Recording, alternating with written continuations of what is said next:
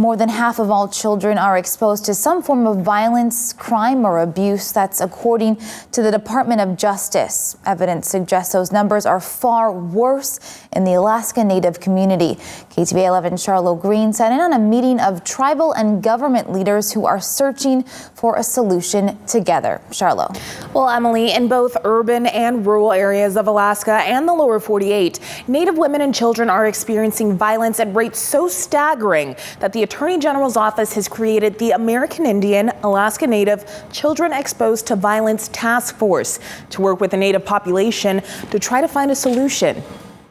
There's a couple girls in Vinitai. They're 11 and 12 years old, and they were raped by a couple teenagers. Voice after voice. He let go of my neck right before I passed out. From every corner of the country and out of the heart of Alaska. I have relatives, I have friends from interior Alaska that have gone through sexual abuse, domestic violence. Stories of violence against American Indian and Alaska Native women and children. The outcry from the nation's original people has been heard, according to U.S. Associate Attorney General Tony West. He's one part of the Obama administration's American Indian, Alaska Native Children Exposed to Violence Task Force. When you look at Native Americans, whether you're talking about Alaska or in the lower 48, you see elevated levels of violence against women, violence against children. And then when you come to Alaska, you actually see that exacerbated. It's worse. The Attorney General's task force has been touring the nation, hearing suggested solutions from the people themselves they're working to protect.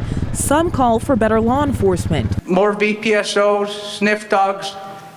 I'm asking you guys. Others for tools to address the impact of Western culture on Native culture. Our ancestors, our elders, our leaders have been fighting this for a really long time.